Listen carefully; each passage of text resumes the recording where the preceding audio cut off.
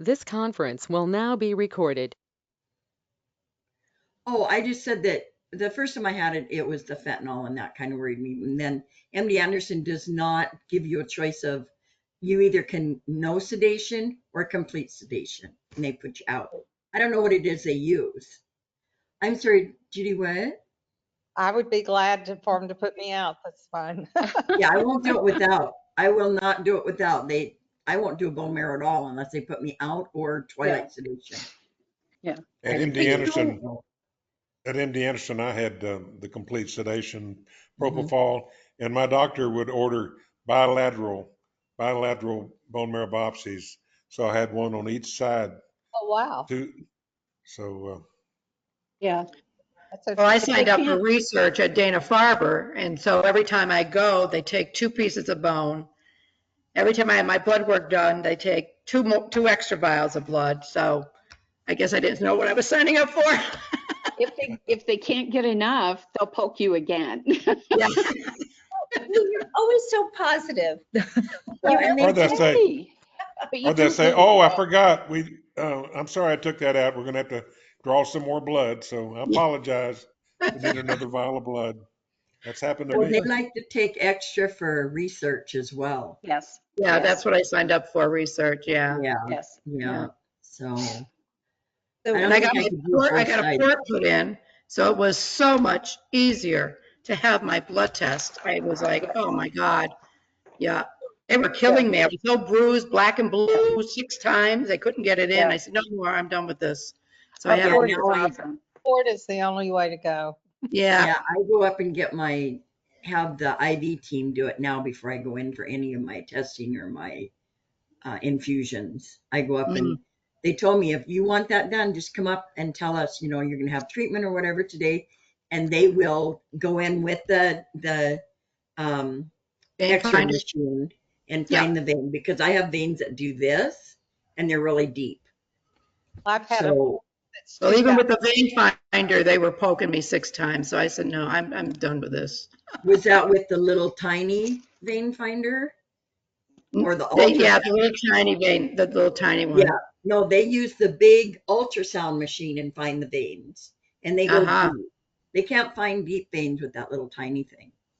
They won't even use it on me anymore. Yeah, well, I have since 2015. It's the best thing I've ever done. Yeah, we've had it that long. 2013. Wow. For me. You still have yours too, Lou? 2013. Yes. Yeah.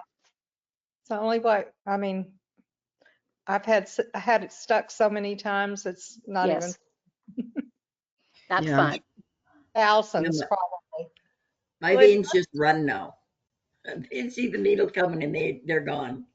So yeah. The last time I went into for my infusion, they poked me 5 times and I said, I'm done. You're not poking me again. You get somebody in here that knows what they're doing. You need a so port. That's when they sent me over there. Yeah. Well, I don't know. I have to talk to the doctor about that. If you're going to have. I actually told them. I actually called them up and said, look, I'm being, my arms are getting all bruised. They're really massacring me. And I said, I want a port. He said, okay. Yeah. That is a decision each of us has to make. But I need to introduce the meeting for everyone who is tuned in. You are in the right place. We're a very friendly group here. The AnCan Kicking Cancer in Hales Blood Cancer Support Group. Welcome. And I am Michelle Nadine Baker. I'm in Boston and I have CLL, chronic lymphocytic leukemia. And I'm joined by all of these wonderful people with me, including my co-moderator, Lynn Bailey, in Texas. Howdy, partner. Hi.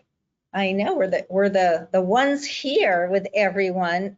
Sorry that we weren't here for the 4th of July, everyone, but Lynn was willing to be here. He is a trooper, whereas I was at my in-laws, so I didn't think that was good form. Leaving early for our group. So thank you so much for being here. But I would love to jump back into this. But first of all, I just want to see if anyone who needs time this evening to share some things, because I love this conversation, how it's going, and I want to jump back to it. But does anyone have anything that they would like to spend time on talking about? Just a little bit. Okay, hold on. I have Judy, Lynn, Lou, Mary Lou. Did you raise your hand? Yes, okay. How about we just go to everybody? I think it's actually everybody. Yes. And me too. Okay, great.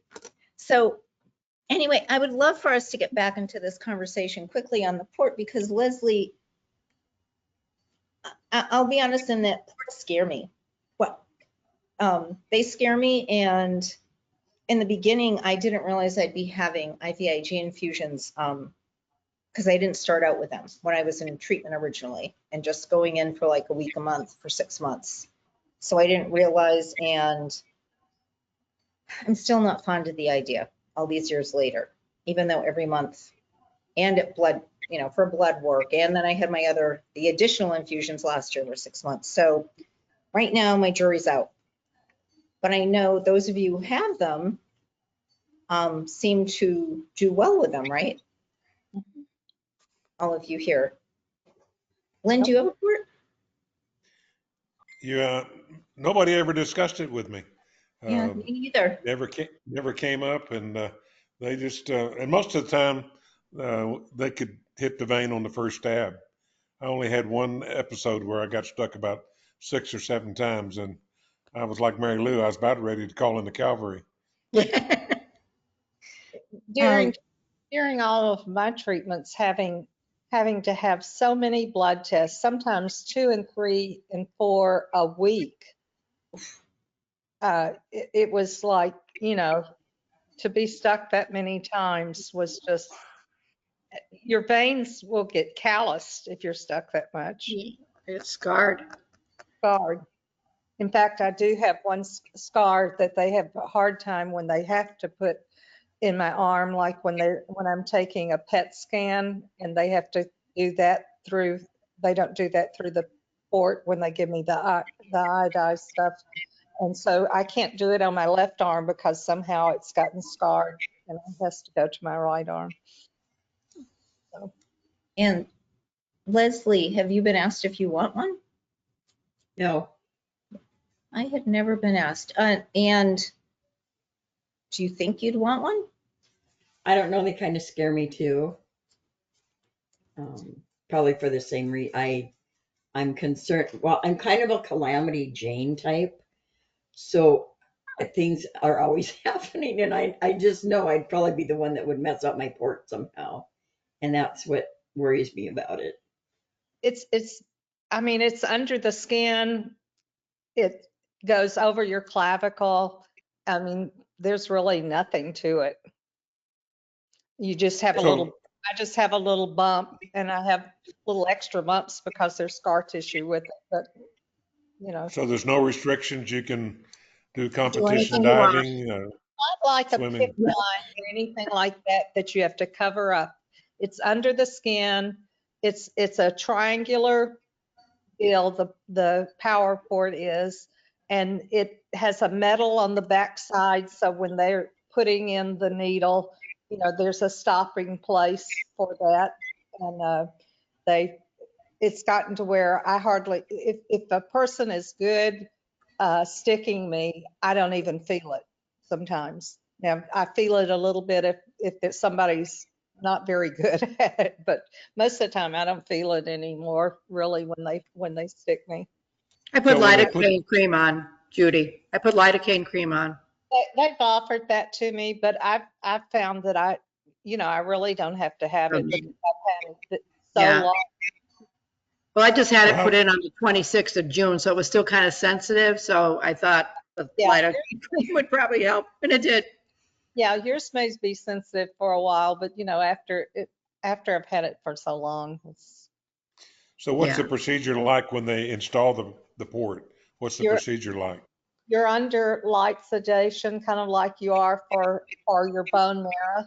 I wasn't asleep.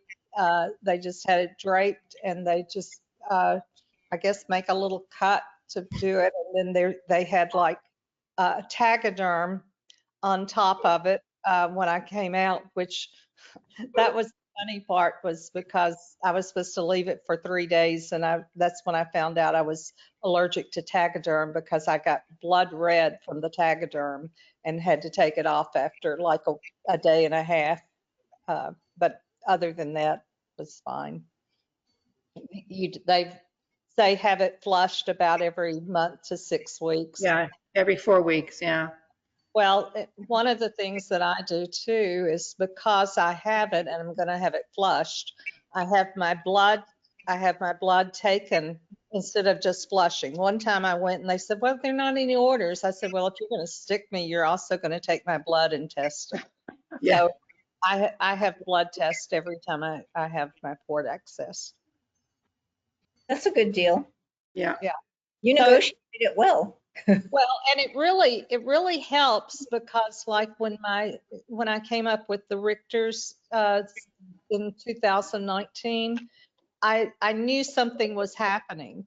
And because I have it done so often, I know something's happening with my blood, and it's a good forewarning of some change in your body. That is good. And that's like that's a safety net. I don't like that I'm on every 3 months, because you always wonder, although I'm on treatment. So yeah. So monthly, I know what my blood work is.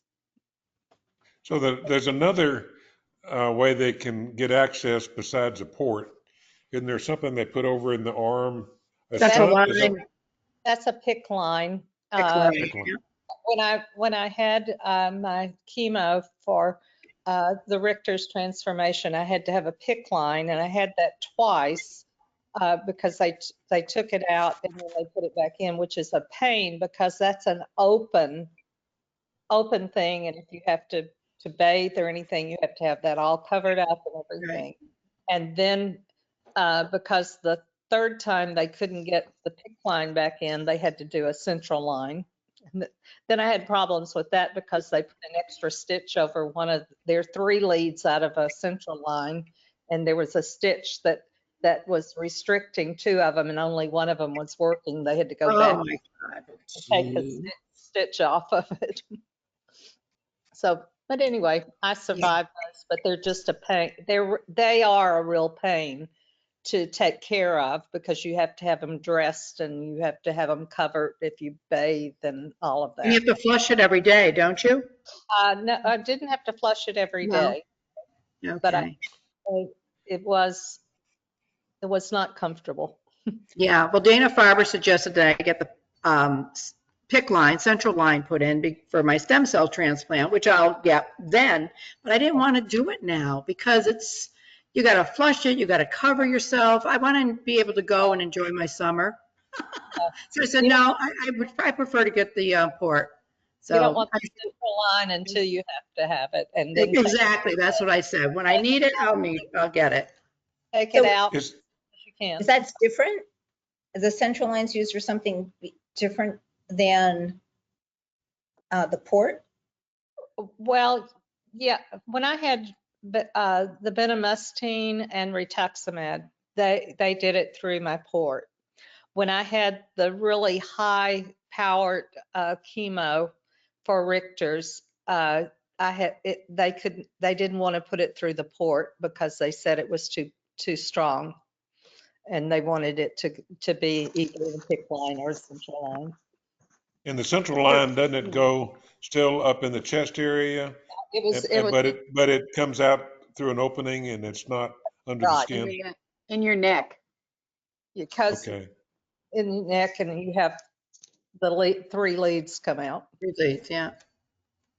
I wouldn't like one for blood, one, and the other 2 for medication. Well, no, they used them whenever any way they wanted. It depends on your therapy that you're getting. If it's a CAR-T, I've had 2 CAR-Ts, and they do not want to use just your PICC line. I mean, just your port. You have to have other accesses for other medications that have to be infused. Wow. So they require it, other than just your port. So yeah. Is there with any of these, is there any restriction on having CT scans or MRIs? I've had them all. Okay, but didn't you say the port has some metal in there? Yeah, there is, Maybe but plastic. they know what to do. You just, they ask you before you go in for an MRI, they say, do you have any metal or anything like that? And when the tests come back, it shows, a port and whatever. So, but yeah, I've had all of those tests this year. I've had PETs, CTs, you name it. And Mine's all it's never been an issue. I've had all 3 this year. Wait a minute. So does anyone here have a central line right now? Not right now. But Lou, you had one, and Judy, you had one. Mhm. You're really scaring Leslie and me. Oh, Hey, we can do I'm only hard gonna do a stem things. cell transplant. That's why they're We gonna put can one in do me. hard things.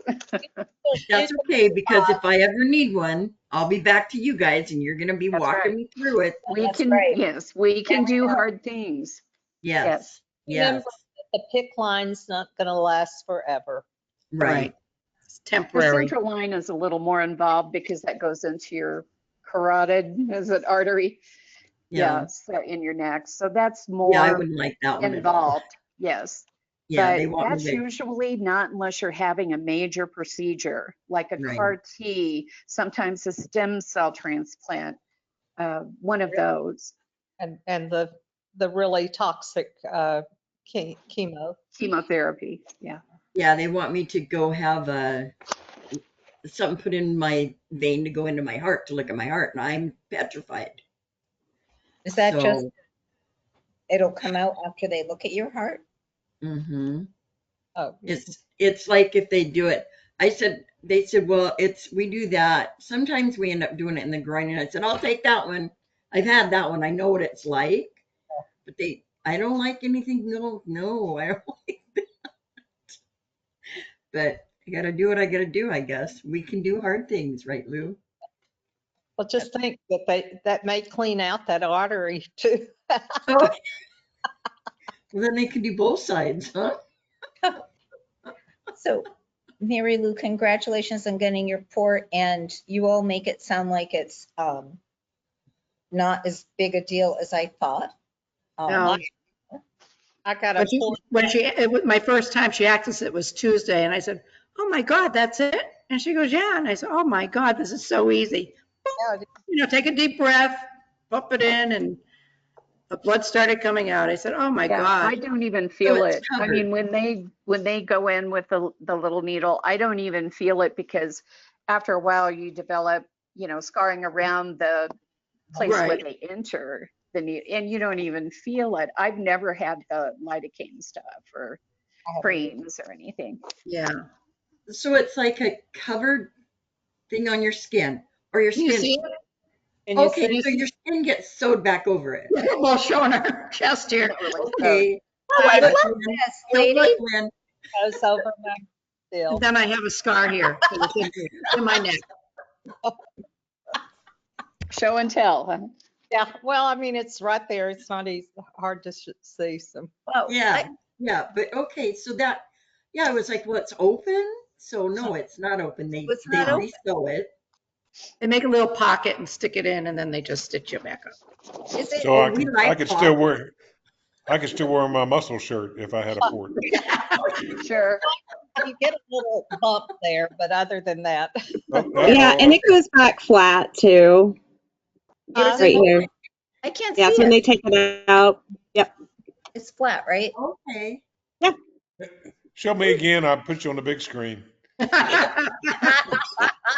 Yeah, it goes back flat because my whole thing is I wondered, was it gonna, because I had it for several years, at least 5, was it gonna kind of be permanently like that? And they took it out, and once the swelling came down, it's just flush again. It's good. So do you? Yeah. I don't think mine will ever come out. If anything, they'll replace it. Yes.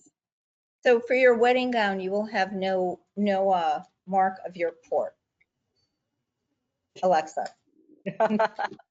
No, I mean, I have my scar right there. I'm just so pale, you know. I practice really good sun safety too. But yeah, Leslie, you know, the only thing I'd recommend, have a pillow over your seatbelt the first few times you're in the car. I say to this very day, getting a port was one of the best medical decisions I have ever made. And that I got a port when I actually had a chronic health condition, and I've had cancer twice since then.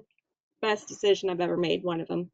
Yeah, I Really don't great. worry about scars because Oh yeah, you it's not about the scars. Yeah, wear them with pride because what you went through for that scar, exactly. you be proud. So if it It, shows, it shows. You went through hell yes. and you've got scars to prove it. You wear it with I pride. got a port because, and if it helps somebody else, I do not have many good veins, and they were running out. And they were Yeah. worried that because if I needed more blood access in the future or an emergency IV line, I was getting a lot of IVs. They were worried about scar tissue buildup. And so they are just like, we need a port just to have an access. And I am so thankful because of that. It saved me so much scar tissue. So Yeah. Yeah. fantastic. Wow. Well, thank you all for showing us show and tell. Show and And tell.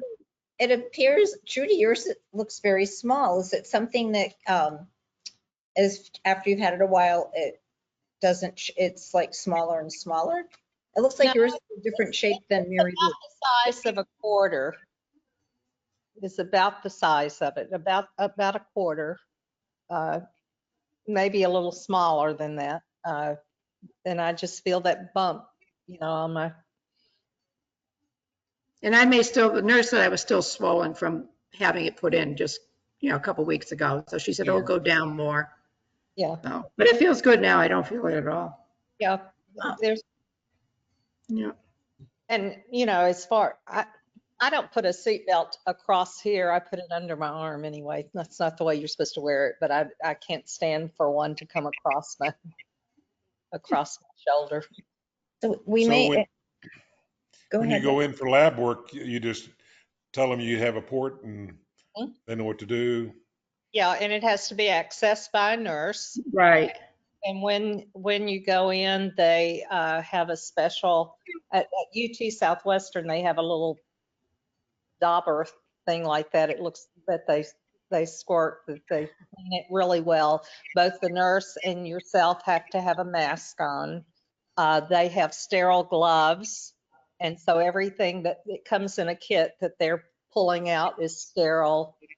The needles sterile and all of that. You know, they're doing it. It's very sterile. Now, I will say, when I did have it accessed at UT in Memphis, the UT University of Tennessee, I was a little taken back on their procedure because they only used alcohol to clean it.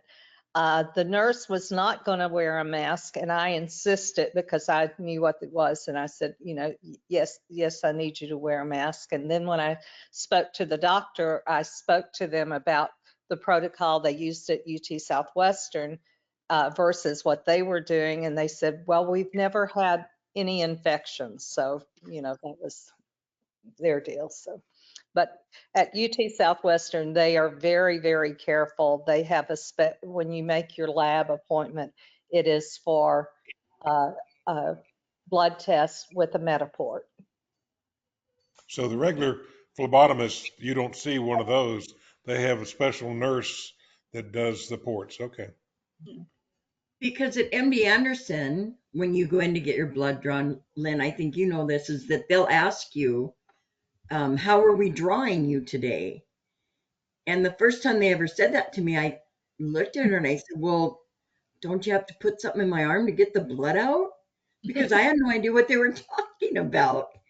And I said, well, the normal way, I guess. And they said, oh, you don't have a PICC line or a port? And I said, well, no, I don't even know what those are. So they kind of giggled about it. But how are you being drawn? Well, I think with a needle, because I didn't know.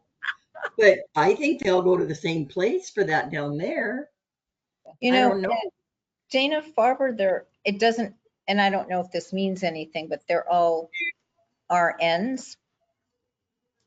And I don't know if all RNs can do that. I have no clue on that. Does anyone know that? If all RNs have the ability to, They oh, are- Liz, you're muted. You're muted, Joe. They're probably trained. I think it's just a phlebotomist that works in the other part of the, take blood draw. Because this is in the cancer building that we have just a blood draw department.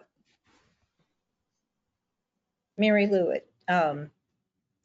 do you know? Because they do ask when you check in, do you have a port or a PIC line? Yes, and I said yes, so they gave me to a nurse, an RN, registered nurse. Oh, no, I thought they were all nurses, but they're not. No, because when I went a few months back, I had a phlebotomist, and he was very nice, but he could not get my blood. After 5 tries, he said, "Come on, we're going to do the walk of shame," and he walked me down to an RN, and she was able to do it. So, and that was through the vein, that was through my arm, but now I'll just see an RN. So, and locally, when I have chemo, I'll have to go have an RN open it, and then I'll go into chemo. Yeah. Well, actually, I think in our chemo department, they actually access the department. I don't have to go to where you get your blood draw. Okay.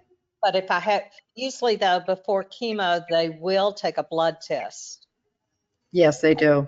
So if they're taking a blood test first, yes, they will access it and keep it accessed and put a cap on it. And then you go to. Right. That's what I think they'll do. I haven't had that experience yet, but I will. Couple weeks. That's what they do. The same people will access it. Yeah.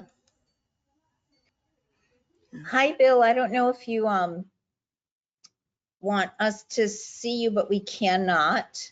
And if you don't want us to see you, that's okay too. You have to click the camera and the microphone. And Bill, so you know we are recording our session today. And Yes, I do know. And I tried to turn the camera on. I'll try again.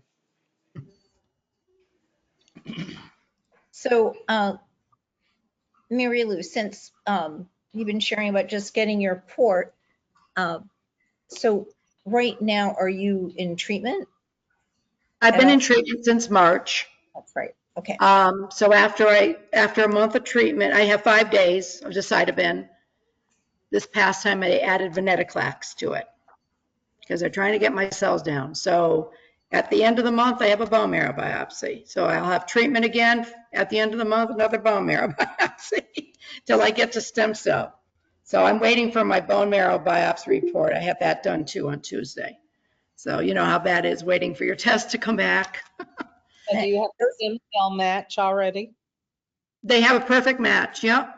And he already is committed, or he, she, whoever, they've already committed.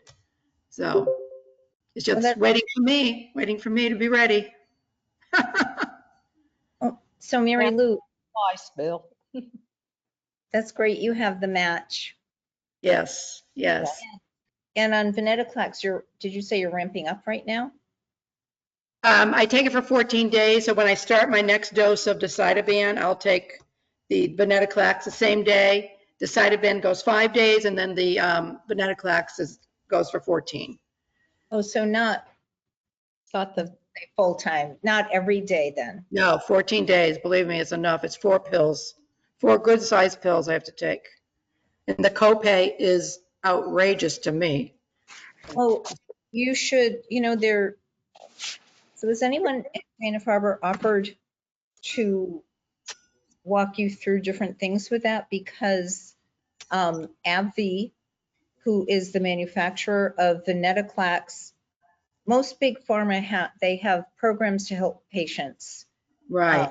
And many of them will help you with your copay, or they will waive the copay. And I know there are different, and if anyone here has worked with AbbVie or any of them and knows some of the steps to go through, but you have to fill out forms and but they can't, they do help, but also there are, and they're called different things at different hospitals, patient navigators. Yeah.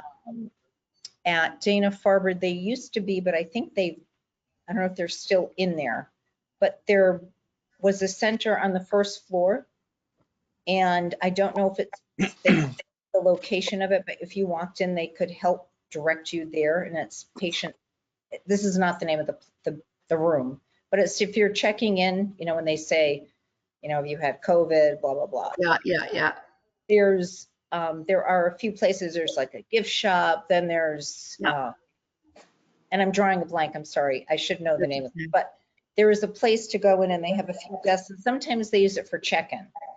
Well, I get my Venetoclax locally at my oncologist here in Springfield, Mass. So they did apply for a grant, and I did get the grant, but it only paid for the first 14 days, and it'll pay for 7 more days, and that's it. Mary Lou, are you on places? Medicare? Yes. After you hit the catastrophic, though, which you should within 1 or 2 times do that, then you won't pay anything for any of your medications the rest of the time. Rest of the time, okay.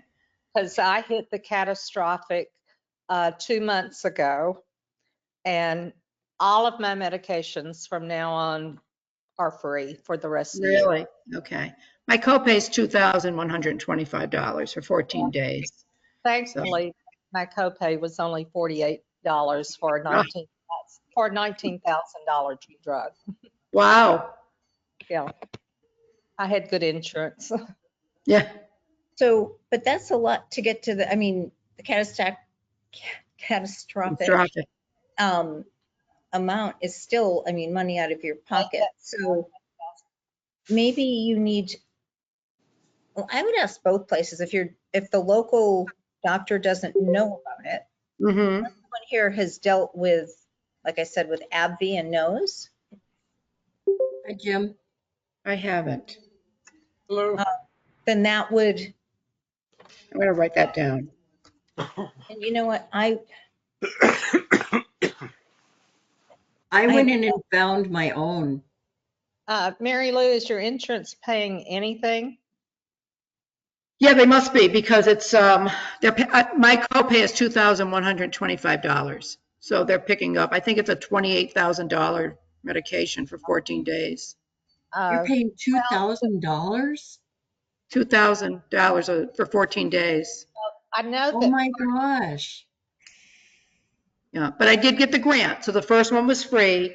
And this time when I go, I'll have to pay a portion of it. Well, and what I'm saying is when it talks about the out-of-pocket of whatever, it's not just that copay that you're doing. There's some other formula that they do too. Yeah. So. Have you tried LLS? Yeah, that's who gave me the grant. Okay. Yeah, they that's good amounts. And I've noticed it's different in different states. How much? I know that if you are on government insurance, like we have TRICARE, or if you are on any kind of a government assisted insurance, a lot of the places won't give you grants. You know, that must be why LLS declined me, because I have TRICARE. Yeah. Well, LLS didn't decline me, and I have TRICARE. They did or didn't? They did not. Oh, they did not. Oh. No, they gave me a grant when I think I filled my form. I had CLL. Yeah. I think I filled mine out incorrectly. My form is what I think somehow. Okay. So they did not decline. Okay, that's good to know that it wasn't. Yeah. But a lot of the other ones, there are so many, so many. And a lot of them, if you are on a government assisted insurance, they will not give you a grant. There's which also to me is bunk. What's that? There's also PAN that helps too. I can't remember what that stands for, but they sometimes run out of money and then later they get money. So it's kind of a on again, off again sometimes. Yeah, that's the other thing. Even on LLS, they shut them off at like this one here that I'm on. It's shut off for MDS now. You can't reapply Right. for it. So, yeah. Yeah, there's so many out there though. I found mine, and then the insurance, MD Anderson does not take TRICARE. Go figure. Oh, For their pharmacy. The pharmacy will not use TRICARE. They'll take it for the medical portion, but the pharmacy will not use it. So I ended up, they were like, well, we'll do it here, we'll do it here. And they were just bouncing me back and forth. I got on the computer. I found my own Onco 360 is what its name is. And I pay $43 a month for my Calquence, which is a $22,000 drug. What's the program? The name of the company, Onco 360.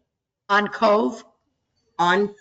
So like oncologist, Onco Oh, 360. Yeah. on Cove 360. Okay. Yeah.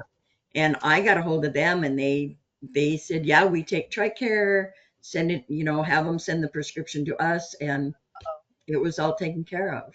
Wow. So yeah, there's so many places that you can get help now. Oh, so Thank you, Mary Michelle. Lou, did you say Yeah. you go back on Tuesday? I was at Dana-Farber Tuesday. Oh, Tuesday. Yes, yeah. Day before yesterday. And when do you go back? I don't go back until I get my bone marrow back. And then whatever it says, whether the cells or the blasts are down or not, I have to still continue on chemo locally and Venetoclax till they can get me to stem cell. They're to bridge me. So I'm hoping my blasts are down because they went up the last time. I was very disappointed. They started at 5, and then in May they went up to 8. So I'm hoping they're down with the Venetoclax. I know my blood counts are really down from Venetoclax, especially the white. The neutrophils go. Yeah, neutrophils are almost non-existent. Well, be careful with that watch your taking care of, like washing your vegetables and all of that, because Yeah. you're very susceptible then. And Yeah. I got neutropenia fever many times. Oh, really? Yeah. Yeah, it's a roller coaster ride, that's for sure. So Judy, when you had neutropenia fever, did they normally hospitalize you and give you? I would always go to the emergency room. They would do all kinds of tests as far as viruses and all of that, and start me on an antibiotic. And I was usually in the hospital 2 or 3 days until my temperature would come down to normal. So what was the threshold of temperature that To go in was 100.4. Yeah, 100.4. Yeah. And I had to do that after after the last 4 cycles of my chemo.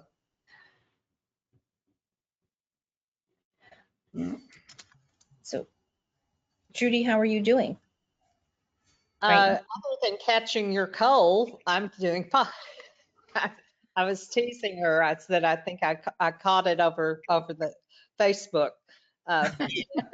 Last week I was sick all week. I actually went to the acute care center at the cancer center and got antibiotic and was doing okay until Friday. My temperature went up to 102, but by the end of the day it started coming down, and now I just have a lingering cough and congestion that's more like an allergy than the other. Wow. Did you have the cough too or no? Have what? Did you have a cough with it? I still have a cough. Yeah, I'm on my 2nd bottle of cough medicine. I still get my cough at night. Judy, did you do a COVID test?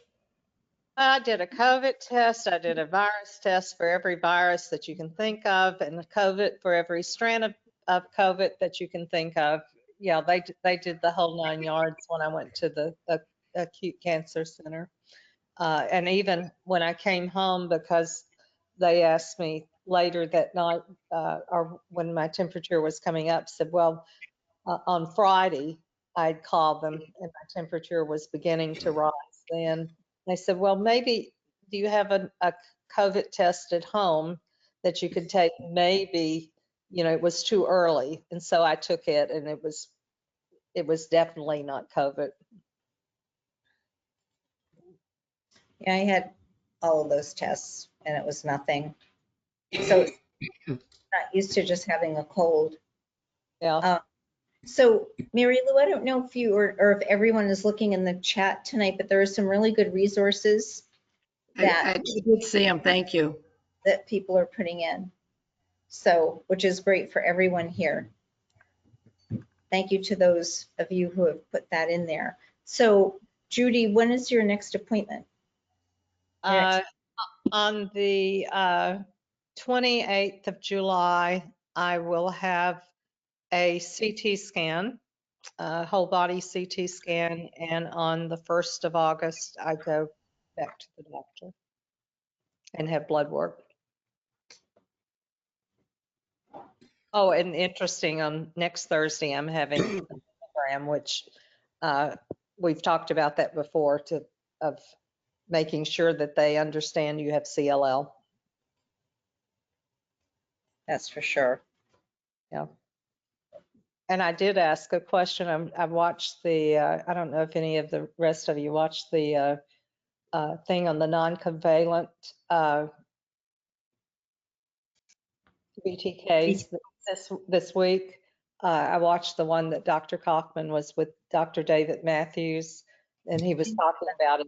And I did ask a question because I do have it in my liver. I said, will the pirtobrutinib help the CLL in the liver? And he said yes. So I was really glad of that. Well, that's great. Yeah. Well, CLL is throughout our bodies. So, well, that's good to hear. So it helps clear it out. I don't know that it'll clear it out, but it's working. So, but I did have to be off of it while I had taking antibiotic until my fever cleared. They wanted me to be off of the Pirto. Ah. Wow. And how, so how long were you off of it? A week? Yeah, 5 days. I wonder if that's lessons learned with COVID.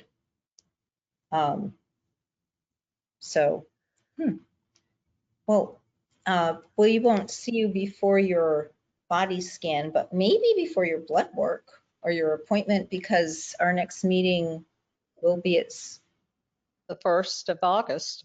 Yeah. And that's when I'll have it that day.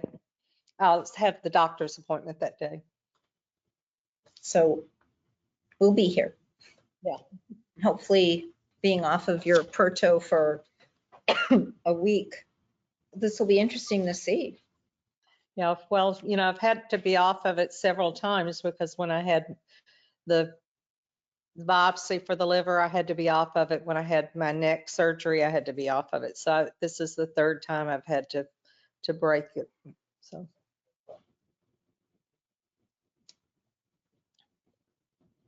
Has anyone here had to go off their medication here and there because of things?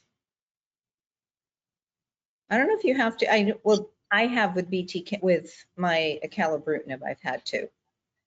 But I never had to my first time when I was on a trial, and it was ibrutinib and FCR, but I was on, I guess I just had a good run.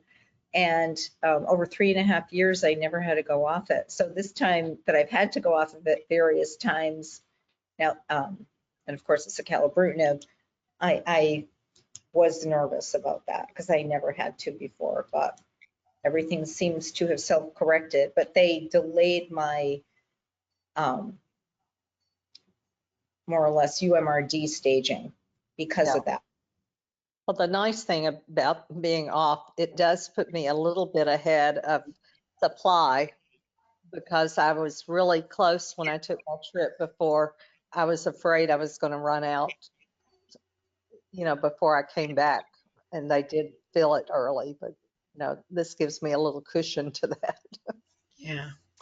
Yeah, Michelle, when you said you were nervous about coming off of the BTK inhibitors, for those that maybe have not heard the term, but I think the term is tumor flare that is sometimes experienced when people come off of ibrutinib, acalabrutinib, some of those type drugs, because the suppression of the disease is not that far down.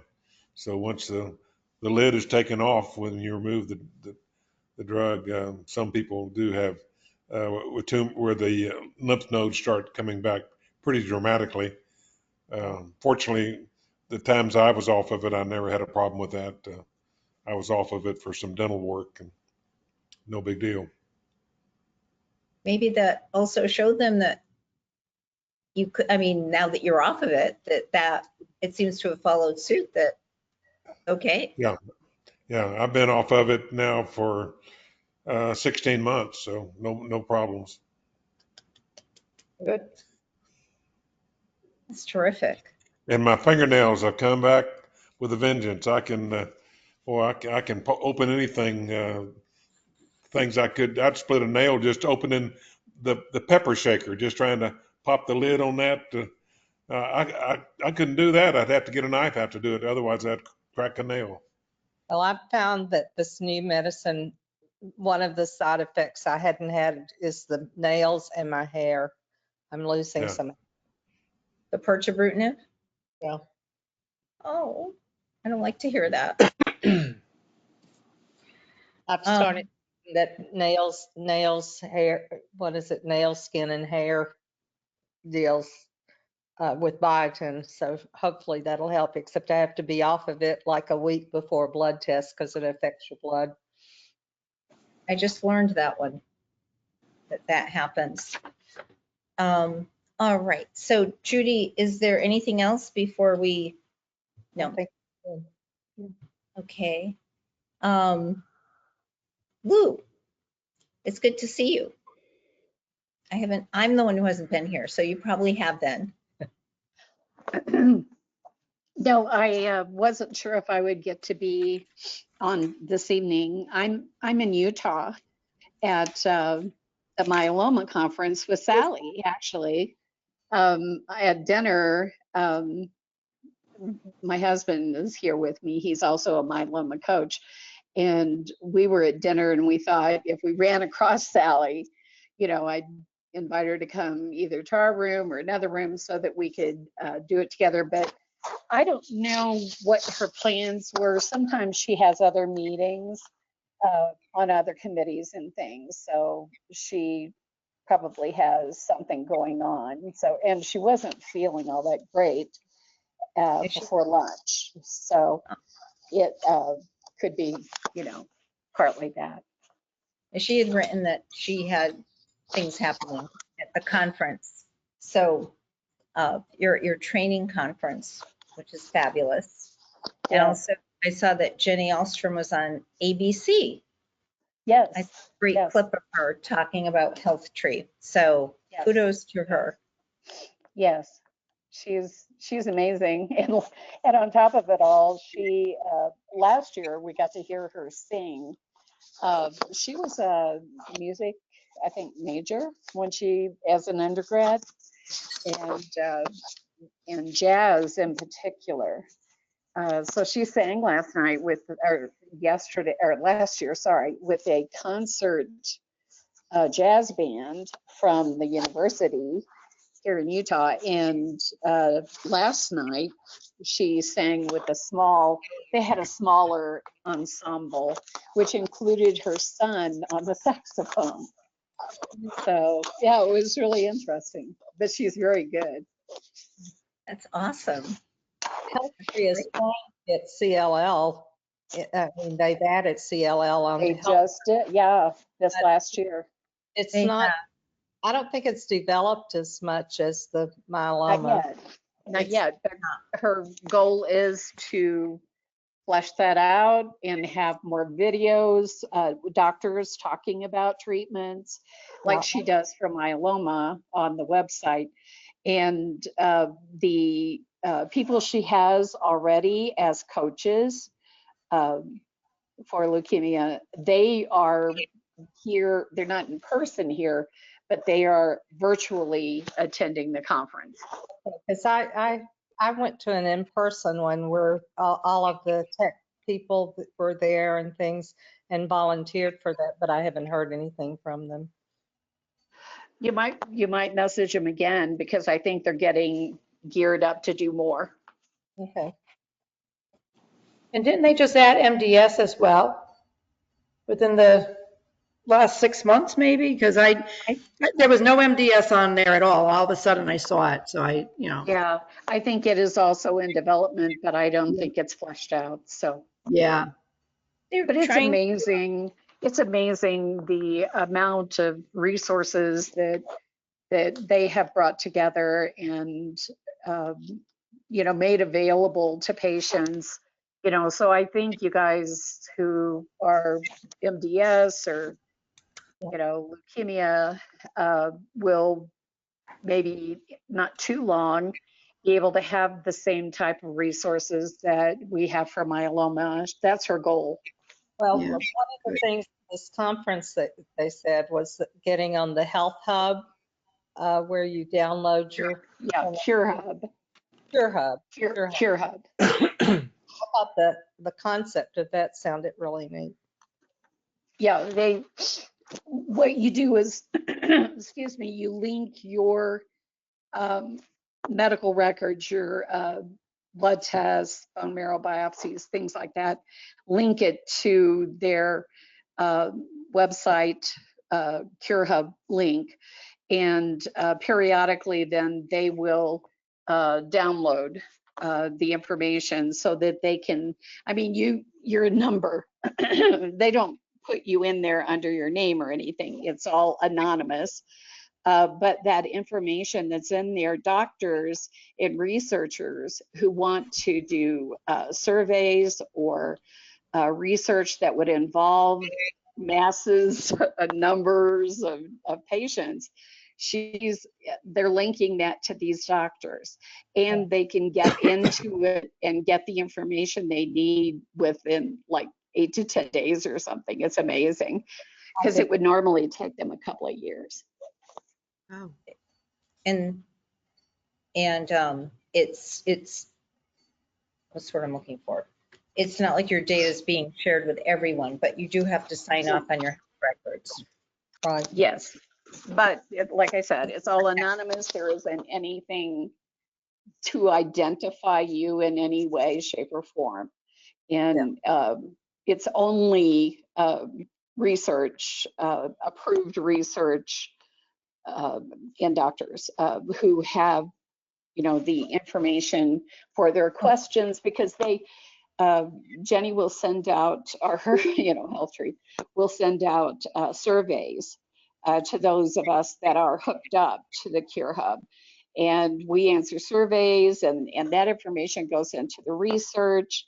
And her goal is, she has myeloma. Her goal is to cure, for a cure. So it was at this conference, there was a doctor that explained how it was such a great thing to mine that information about so many patients at one time. Yes. It is, but Lou, how are you doing? How's your health? It's okay.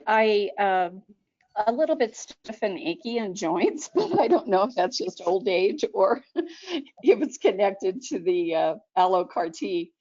I am 7 months out from the allo-CAR-T that I had in November. And after 6 months, my bone marrow biopsy showed an increase in myeloma cells in the bone marrow, and blood tests, they were more steady, holding more steady, but the bone marrow showed 5 to 10%. So, it's a watch and wait. you know, they're not doing anything right now. So I'm fine. I mean, I feel good, you know, and able to live my life and, you know, do what we want. That's really wonderful to hear, Lou. Yeah. Please tell Sally we said hi and we missed her. I will. I will. So Leslie, I'll tell her. I'll say, nanny. I'll tell her I got to see everybody in AnCan. I know. Really. And that, yeah, tell her she missed like the best meeting ever, you know. Yes, I will. And I'll tell her that we got all these, you know, special gifts and exactly, swag bags. Yeah, gift cards sent to us. This was the Oprah's favorite things edition of the group. Yes. That's what it was. Yes. She'll be jealous. She'll be jealous.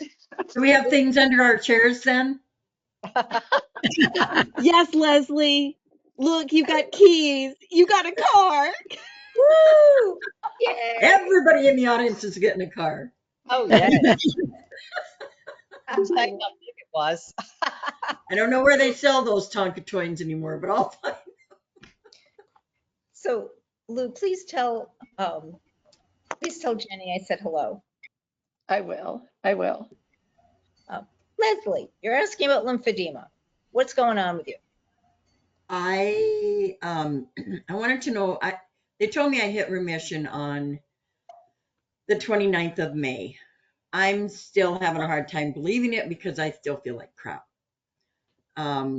So there's that. And I've got this horrible swelling in my legs, in my ankles, and in my feet.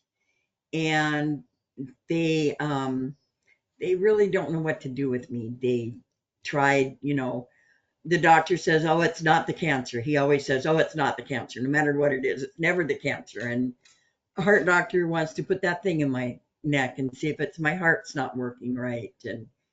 And I went to the foot doctor today and he said, no, that's lymphedema. He said, tell him you need a lymphedema pumps for your legs.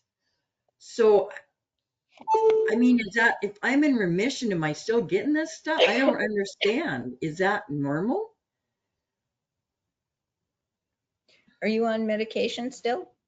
Yeah. I take Calquence, but it's not the Calquence. Oncologist says, oh no, it's not the Calquence.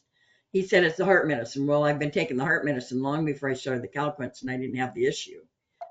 So then they said, well, it's got to be the rituximab. Well, I didn't have it when I first started the treatment.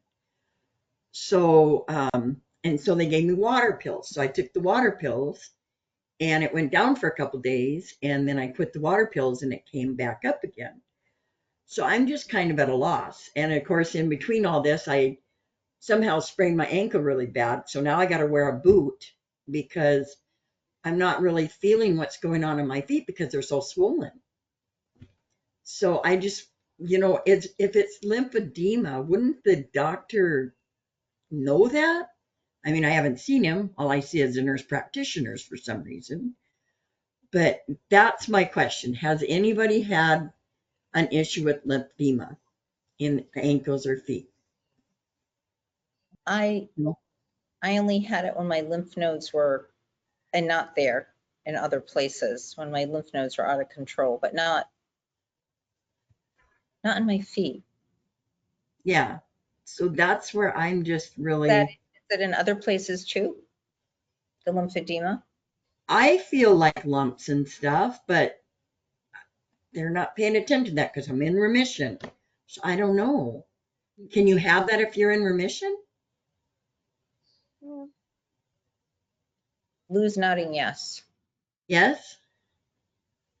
I haven't had the same medications that you have, but I've had various treatments and chemotherapies and stuff. And I've not had any lymphedema, just occasionally when I was in the throes of stem cell transplant or CAR-T or something, a little swelling in the ankle, but it would go away. But I was in total remission. I mean, I think it's two separate things. remission is your disease burden is so far down, they can't measure it. Okay. If you've got lymphedema, that's related a lot of times to either your heart or some medication that you're taking that could be causing it. And I know you said you've been on some of those before, but you may not have been in combination with some of those. Right. Every time you add another drug to something, even if you were on it before, if it's a new combination. So sometimes talking, not to the nurse practitioner, but to the doctor to find out if perhaps the PharmD, could weigh in on that possibility. Okay.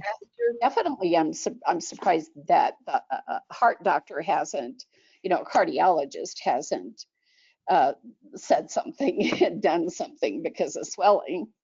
That's what this is gonna, well, that's who put me on the water pill and took away my blood pressure medicine.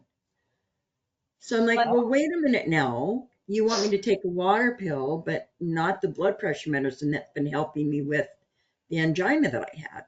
So now I'm kind of, I don't know, that pretty worries me pretty much. But, I think and when the foot and ankle, what's that? I would talk to some specialists. That's who it is. Ask for referrals. It's the oncologist heart doctor and the oncologist. Oh, the oncologist. Leslie, MD Anderson has a lymphedema clinic. Yeah. Did they refer you there? Not yet, but I think I'm going to ask him about it. You need to ask, because there's no excuse at MD Anderson. They have a lymphedema clinic. They have lymphedema specialists. This is a common run-of-the-mill thing of cancer. That's why I'm like, just give Leslie a referral. Like, let's just rule this out. That's why I'm like, this is basic oncology stuff. Well, I would ask for a referral, and either way, they can tell you it's heart, it's cancer. Yeah, yeah. Leslie, what is your water intake like? I drink about 7 bottles of water a day, because if I don't drink at least 2 when I take my Calquence, I get a stomach ache. Yeah, that's why I was asking, because you have to drink plenty of water, and some people, that's helped their leg swelling too. Yeah, yeah. And then I thought, well, maybe I'm drinking too much water, but it can't be too much water, because it's not like I'm going to the bathroom a lot, normal. But do you keep your feet down or propped up? Yes. I try to prop them up as much as I can. But if like today, I went to the doctor, they were fine pretty much this morning. They were a little swollen, but I went to the doctor, and by the time I got home, they were elephant feet again. So, but even my toes swell. Wow. Did you but have nothing above my calves. Right. So they told me to wear socks, those wonderful, beautiful. the old lady ones? No, I have some really cool looking ones that I ordered. They're really pretty, but I don't like to have my feet covered. So, us hillbillies don't like it. There are some that don't have toes in them. Yeah, he told me I need to put regular ones on today. He said, no, those aren't going to do you any good. So, yeah. But I told him he needs to contact the oncologist, and they need to make the plan, because I can't, my oncologist does not respond to me. I get a nurse that responds to me 5-6 days later when I send messages. And that's not normal for MD Anderson. And so I've been getting patient advocacy involved because of it. So you got to do what you got to do, Were you on your blood pressure medication since you've been on Calquence? Yep. And did you have were your feet and ankles swelling when you were on your blood pressure medication? I have no idea that, but they did the first couple rituximab, but I was in the hospital for them. And the times that I was in the hospital, they seemed to swell some. Are you done with rituximab? No. Maybe I'm just trying to think when I had rituximab. See, I was on 4 things at once. So I don't know what Yeah. did what.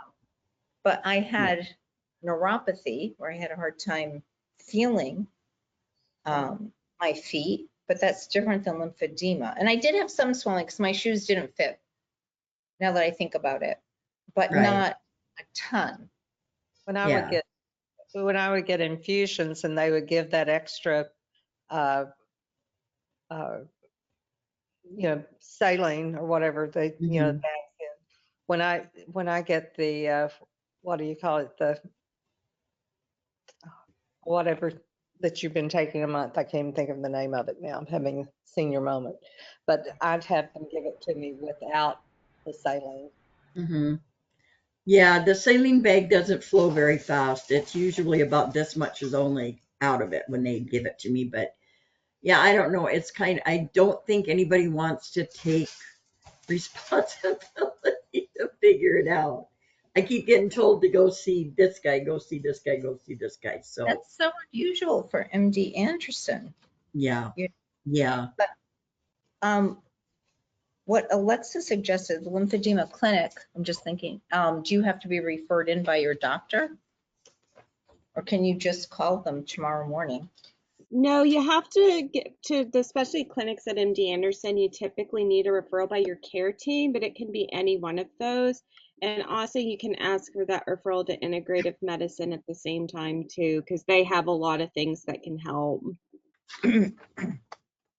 Yeah, I think I'll talk to the cardiologist because I get response for them the same day every time. Good. As a matter of fact, I get a response from every team the same day every time, except for my oncologist. He's your oncologist. Oh, he's there. Oh, who is it? I'm not going to throw him under the bus Well, because I don't know if it's him. It may be his team. It may Yeah, be the nurse. Yeah, Not probably. passing yeah. on the message. So I did call patient advocacy and they are involved in it and they may be giving me a different doctor because you gotta think that your doctor is gonna be there for you and I don't have that feeling. Leslie, and I'm in a whole different home clinic, like different diagnosis and everything. I'm having the same problem. Okay. I'm wondering if this is not a bigger problem. And I'll Yeah. leave it at Yeah. Yeah. I really think it isn't the doctor because one time I told him that I didn't get an answer for a question I needed an answer for right away. And he said, I had no idea that was going on. Yeah. No, I know. My mom says it's like you can't even talk to the doctor, like they have bodyguards at this point. Exactly. Pretty much. Exactly. But the cardiologist, the rheumatologist, any I of know those everyone people, else, no the problem. oncologist you can talk to. I know, I get it. Yeah. I'm with you, Leslie. I Yeah. know. But, okay, I'm done. So, yeah, other than that, how are you feeling after are you on steroids for your rituximab or not? No. You probably wouldn't have feet swelling if you were. Now, I'm not advocating steroids, but I was just thinking that through. My blood sugar goes. Last time they put me on, last time they put me on him, I ended up in the emergency room with 350. Oh, wow. Well, that's what did it to you? And that MD Anderson told me to go there. And I went there and they just said, just go home and stop taking the medicine. So I said, okay. But yeah. They didn't give you a dose of insulin with that?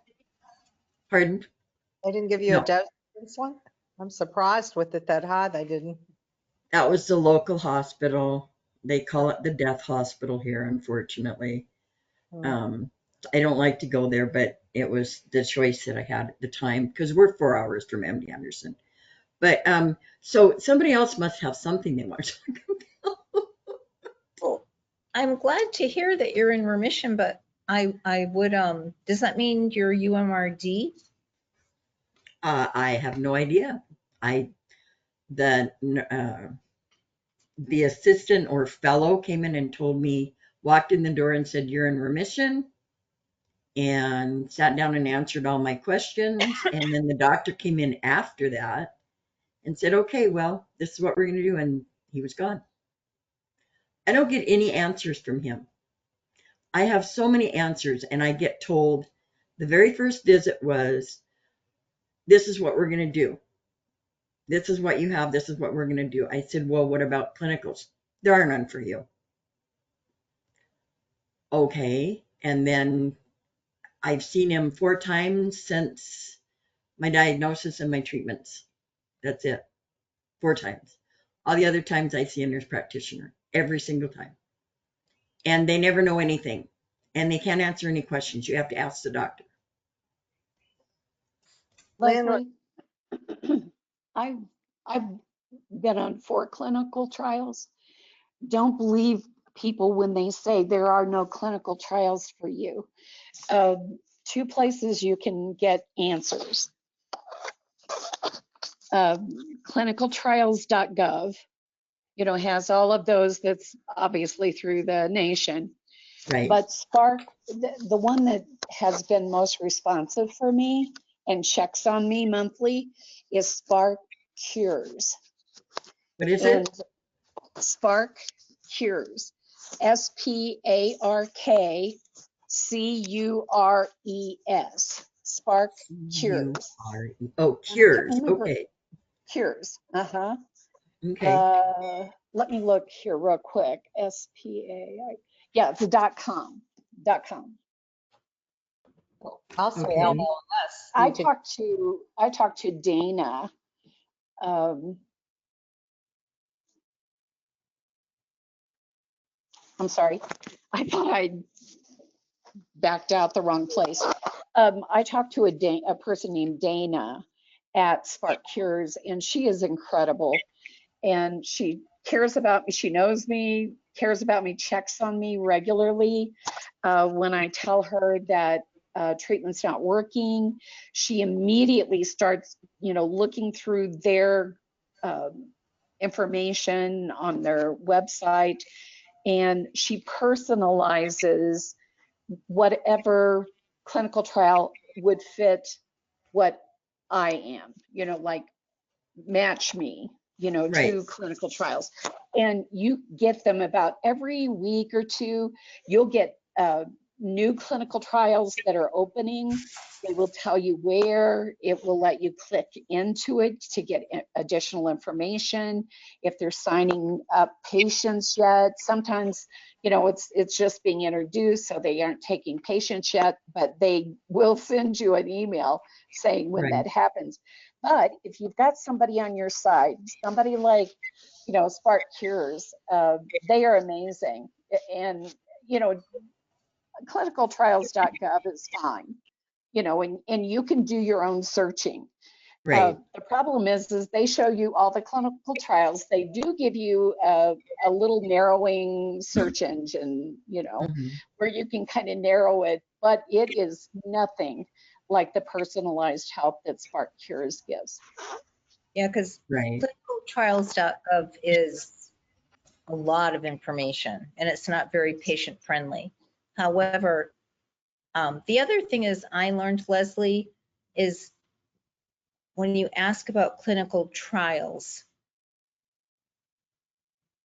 the doctor may say none. However, that might have been that day. There may have been none open at MD Anderson or that he was involved with. Right. So I've learned over time that unfortunately you kind of have to dig into it more. Well, do you mean you have none today? Do you have any opening in the next few months? What phase, if so, what phase? Or are there any others you know of at MD Anderson? Perhaps they're not, maybe you're not the principal investigator, maybe under someone else, or do you know of any others that look interesting that you think would be good for me? Right. Yeah. I mean, you can say within so many miles of you, do a search within so many miles. If you're unlimited and you would fly anywhere or travel anywhere to have a clinical trial, which sometimes they will cover the costs of those travel and different things for various clinical trials. You just have to check it out. But if you're willing to do that, it opens up all of them that you match with. I mean, as far as Right. like accessible to be able to check them out. Right. Yeah. Leslie, I don't Yeah. remember. Do you live in the same part of Texas as Judy and Lynn? I live in Dallas area. Okay. Oh, I live in Frisco. Yeah. So you're north of me because I'm actually in Crandall. I don't Okay. know if you know where that is, but by But Forney. south of 20. Yep. Yep. Yep. I didn't realize you were from Dallas. LLS also offers calling them, and there's a nurse navigator for clinical trials too. Yeah. Yeah. I looked that up and talked to them before I went to MD Anderson. Because I started at Texas Health or Texas Oncology. Then I ended up going to UT Southwestern, and they sent me to MD Anderson because of the mantle cell that I have. They said the lady said she'd never treated it before, and so she felt it best that I go somewhere that was Who more was familiar with it. who was your doctor at Southwestern? Oh, it was a female. She had a weird last name. Not weird, but strange to me weird. There are a lot of the names there that have that. Yeah, I mean, it was just the first name was, Okay. I don't It's remember her name now. She was one of the lymphoma doctors. okay. It's Um, on the 6th floor. yeah. Okay. She always wore the scarf. Well, there's a lot of doctors on that because like Dr. Watt Yeah. used in third. Tall, thin, dark hair. What was her name? I don't remember offhand right now. That's Yeah. okay. But she just said that, bye, Jim. Thanks for stopping by. Darn, That was quick. he was leaving. Bye, Jim. But yeah, I don't remember her name. Okay. But yeah. I mean, is there any other specialist besides the one you have? That's patient advocacy is working on that with me. They think that they're going to try to see if we can't figure it out because it goes to a board.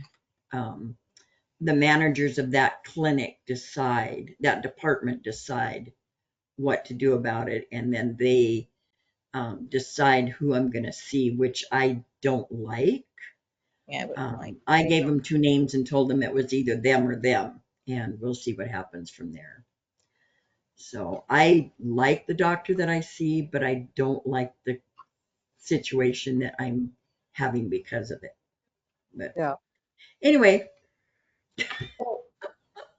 On your lymphedema, I hope it started with all this heat we've been having. That probably doesn't help any. I think it probably doesn't. Yeah. I know that the foot doctor said, don't put heat on it, put ice on it. But when my foot gets really cold because my husband has the temperature down to 64 at night, um, my foot, I like it my, like that. yeah, me too. My foot gets really cold and then it hurts. So I'm not putting ice on it either because that makes it hurt more, you know? So anyway. Oh, well, I learned something that I didn't realize. I must have missed it. I did not know you were in remission, so congratulations. Oh, thank you. I just got to convince myself that that's a congratulation. I don't know why. I don't know. I guess I'm supposed to be excited, but I'm still head spacing on it, I guess. So, Well, it's because you're thank you. not perfect, right? I mean, Yeah, because I don't feel good still. So, I yeah. think you should. And because I know that it'll be back. And I think people that are new to the camp, because it was only since February, right? So I started treatment March 1st, and they're telling me by May 31st that I'm in remission. To me, that just doesn't seem right. So I don't know. It's hard for me to accept it, I guess. So, but anyway, I really think that we should talk with someone else. We will. Thank you for sharing. You're welcome. Keep up your good self-advocacy. You're doing great. Oh yeah, I'm a bitch. No, you're just self-advocating and being strong. Doing what you need to do. The wheel gets the grease. Yeah, yeah, Wheel. It's unfortunate that it takes all this work. yeah. You shouldn't have to work so hard, right? Your body's already working hard. You shouldn't have to do it too on top of that. But oh well. How you doing, Lynn? So Nancy has a big day today. Hi, Nancy. 37 years. Yeah. 36 years. 36 years clean and sober. Yes. July the 11th of 1988 was my last drink was July the 10th.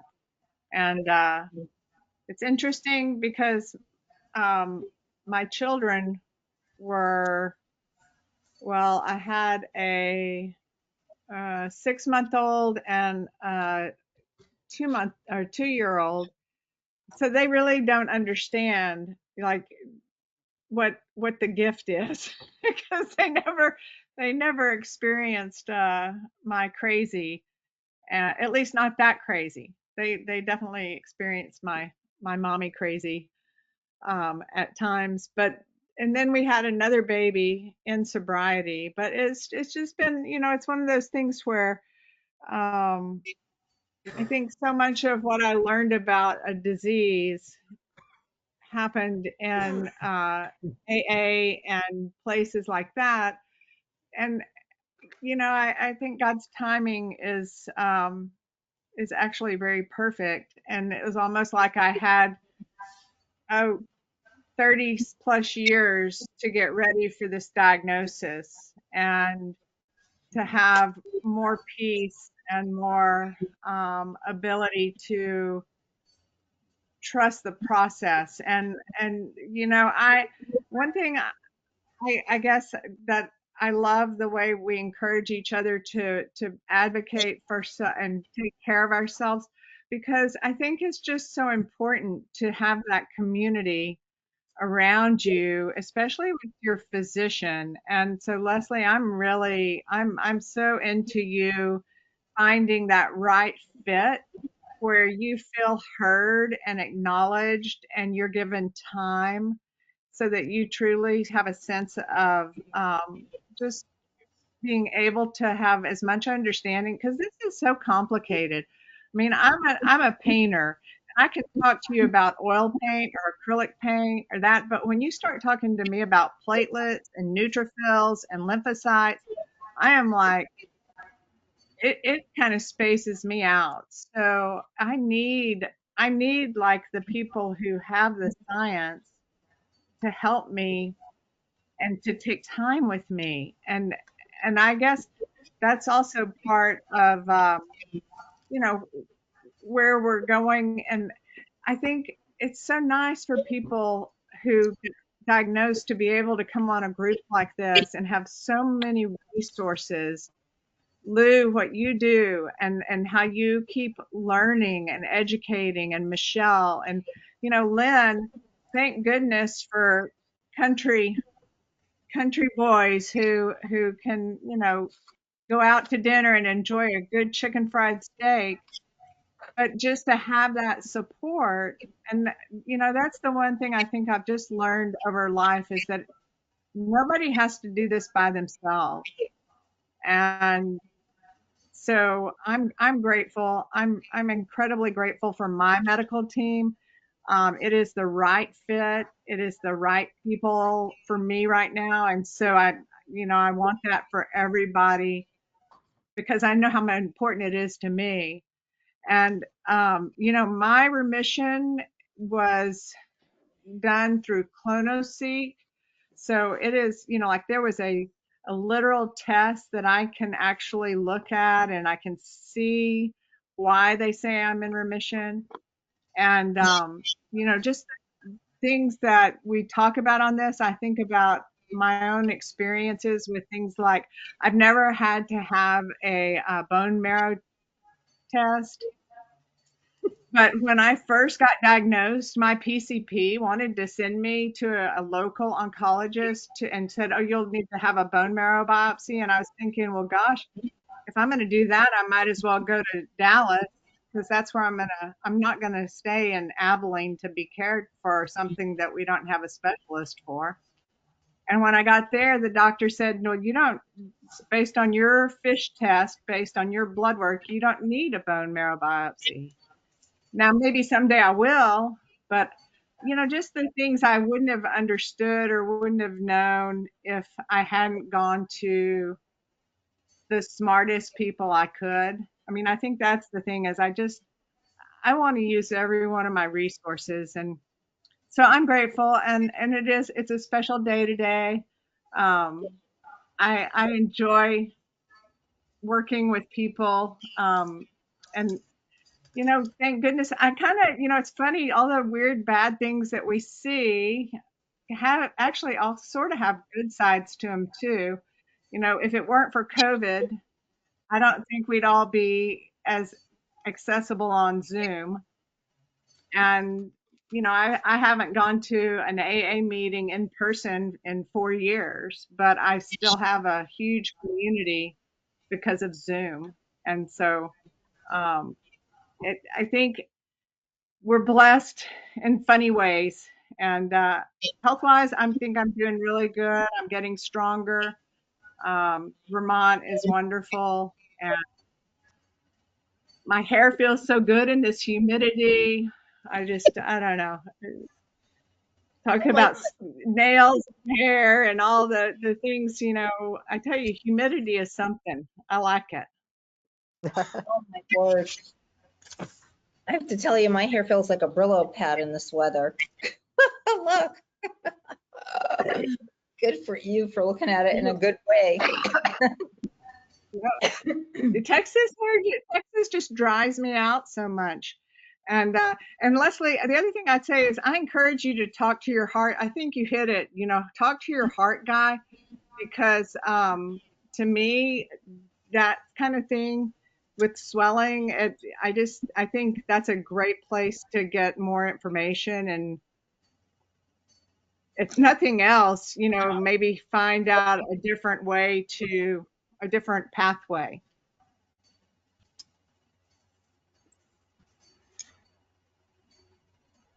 Nancy, I just love,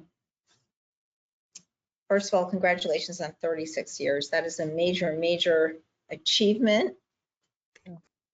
Yeah, I'm pretty sure I'd be in jail. Y'all would not know me. I'm pretty sure I would be one that would end up in prison or jail.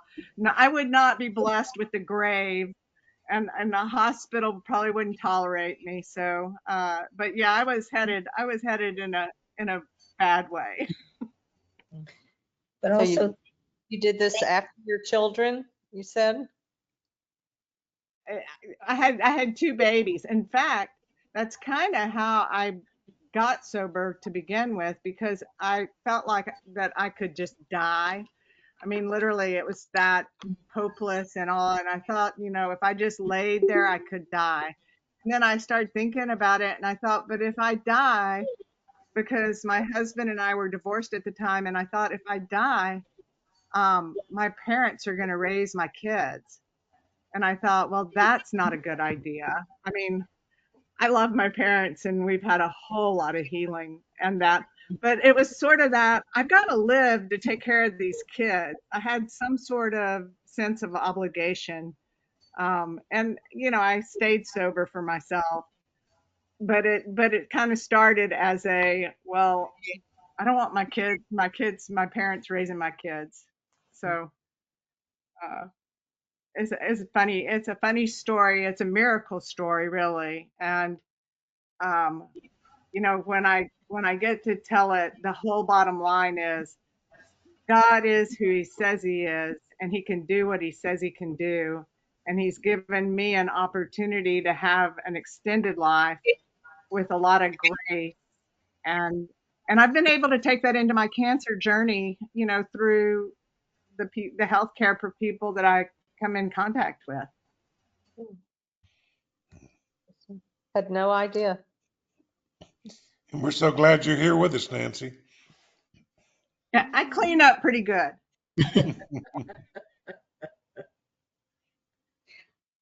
But also you're saying that it prepared you for this, that's, Yeah. and do you see things that are similar in our meetings? The support type?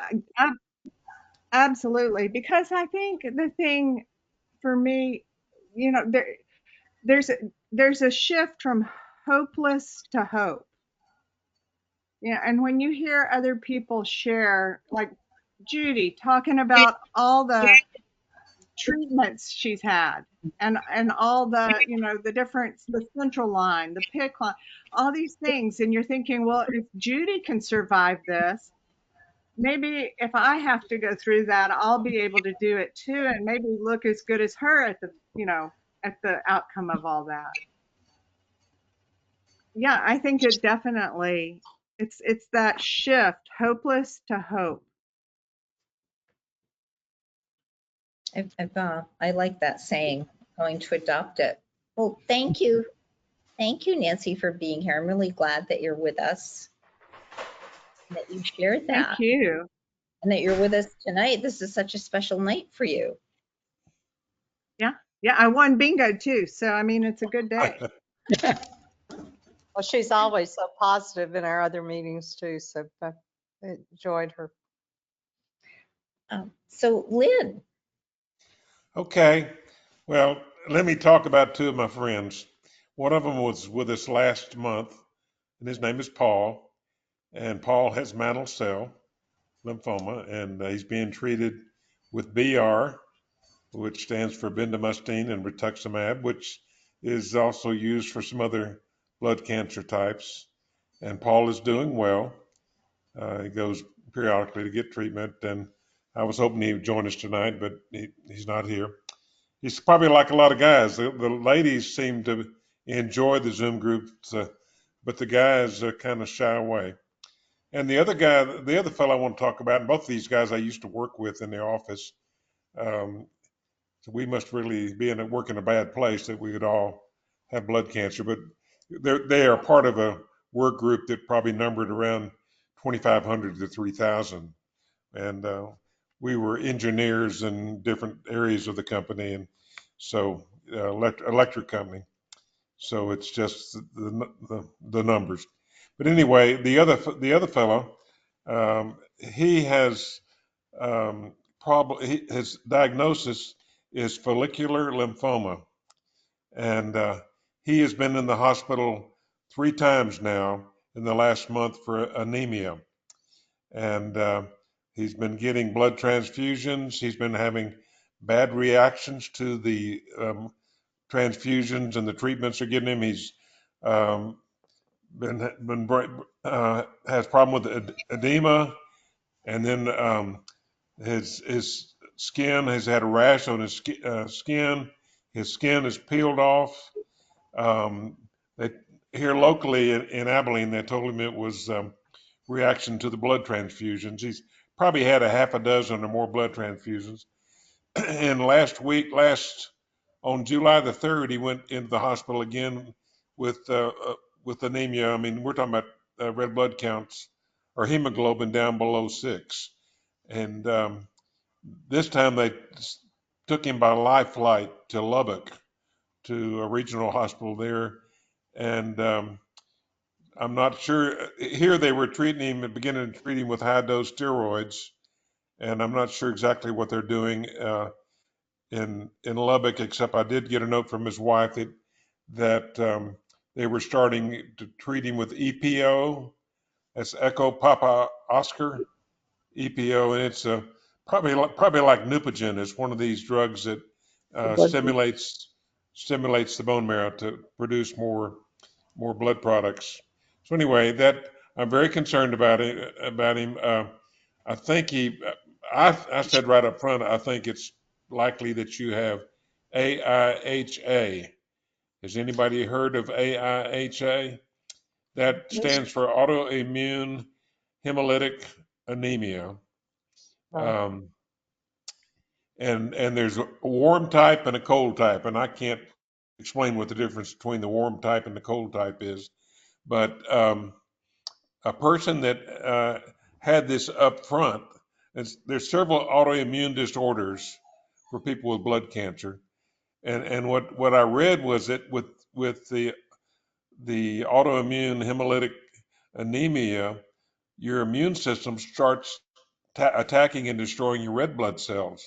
So your body is your own enemy. And this is what Terry Evans had. If you know who Terry Evans is, he has a blog going back to 20 years ago, and he's very involved with the CLL Society. Now, Brian Kaufman had another variation of an autoimmune disorder that blood cancer patients can get, and it's ITP, idiopathic thrombo.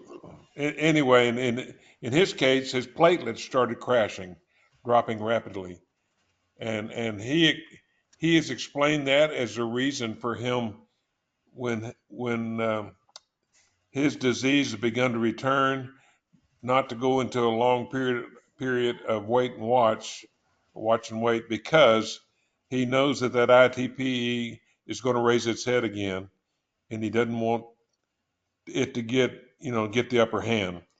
So that he explained that as his reason for going into the bispecific trial. Anyway, that's the story of two guys that I've been in touch with. One of them's got follicular lymphoma. He's got the serious problem with anemia. And the other one, and both of them, by the way, were getting BR. The doctors stopped the BR that my friend that has anemia is getting. But anyway, I wish he was not. I wish he was at a cancer center. I wish he was at Dallas, UT Southwest, or he was at MD Anderson, because the situation is anemia can kill you. It's very serious. So that's all about my friends. Nothing to report on me. I've got to see Dr. Wan in September, so I'll have an update at that time for y'all after that appointment. Sorry to hear about your friends and that you all work together. That does make you question things. Yeah, we didn't actually work in the same office, but one of the fellows worked over in Laredo, and then one of them worked in Corpus with me. But we were in a large work group. But there's still a third guy out there that got CLL. That he's some people he's very confidential about it. I just happen to know about it. But he's getting near treatment. But he's been in watch and wait probably for 10 years. Yeah, there are some CLL patients who have the first, I'm trying to remember the acronym, have the hemolytic anemia that you were talking about, the cold or the warm. The warm. So I know that that there are some CLL patients with that. That's the only reason I know about that. But you can have just that, right? Like he does, or does he have that along with something else? Yeah, he has that along with follicular lymphoma. That's right, follicular lymphoma. Sorry, it's getting late here. I didn't remember. Oh gosh. Well, How are you doing, Michelle? me? Yeah. Oh, good. Good. Now that I have my voice back, don't have my cough, and don't have a sinus infection. I had kind of a tough month there. I mean, it's nothing that was totally debilitating. It was just a pain, I'd say a pain in the neck, but a pain in the sinuses, I guess. So I don't know if one led to the other, who knows. But I did get my first Zometa shot back in, it seems like it was forever ago now, but it may have been the beginning of, or mid-May. And then that was not Zometa from bone density. Oh. My bone density had dropped so much. So is that once a year? It's different for different people, but for me, it will be once every 18 months for Okay. 2 or 3 times. And then they'll see if and then I can hopefully take a break from it. No pun intended. But I had my bone density drop severely in a year's time. Yeah, that's mine. Mine has done the same. And I'm supposed to be getting some kind of treatment, but they had to get an okay from my dentist that I didn't have anything wrong with my jaws. So that's where I'm right in the time that they're supposed to decide what I'm going to get. I thought reclass, you know, So infusion. Zometa is reclassed, except Oh, okay. so it's basically the way it's Infusion. described to me is because I'm getting it Dana-Farber versus the other hospital. It's they give Zometa, but also and I could be wrong if it's milligrams or whatever, but Zometa is 4 and reclassed is 5. And they said it's kind of, you don't necessarily get more bang for your buck with the reclass by that additional milligram, or I'm trying to think, 'cause it's an infusion. And it's very quick, but I did have side effects, everything that they say you could get. And they did happen, but I felt great. I mean, I worked more than a full day. I worked a ridiculous amount of hours. And then like clockwork, someone had just written to me, oh, I had that. And hour 13, I started feeling this, and this. And then a half an hour later, and it was not power suggestion because I had a fever and I just, I had the chills, but like clockwork, but I mean, it goes away. My husband had it and he didn't have anything when he had it. So. And some people have nothing. Yeah. So it doesn't mean, but I'll probably be doing that in the next month or so. well, let me know which one you choose, but you're thinking of that one, it sounds like. So has anyone else gotten those? Lou, have you had to get a bone density drug, or Mary Lou? As soon as I was diagnosed, it was recommended, around the time I got a stem cell transplant, because myeloma, the way it attacks, it takes the protein from your bones. And so that's why there's a lot of bone breaks and things like that. So it was recommended that I start on a bone strengthener, and Zometa, I think, was one of the possibles. There was an older drug that was also mentioned. But I fought it. And the reason is I have never had, knock on wood, any bones broken. And I have had dental issues. So, I've had implants, 4, I think, all total, and, lost some jaw teeth and stuff like that. So it was one of those things that it was kind of my decision. They didn't push it. My myeloma doctor did not push it after I told him that I think it would be difficult for me because of my dental, historic dental issues. So, because, it can cause bones, to come up through your jaw. And there's a dentist in our support group here in Kansas City, and he was a professor at the University of Missouri, Kansas City's dental school. And so he's talked to our group multiple times about issues that you can have, with your jaw with bone strengtheners, but not everybody does. And I think it's a case by case, So for me, I didn't think an option. And are you taking anything to strengthen your bones? Nope. Wow. And you haven't broken anything. That's great. Maybe you have strong bone density. I do know that usually even Sally has had Zometa, I know. Yeah, but the geriatric doctor told me, she said, your hip bones seem to be strong, which is a good thing, but your spine's not.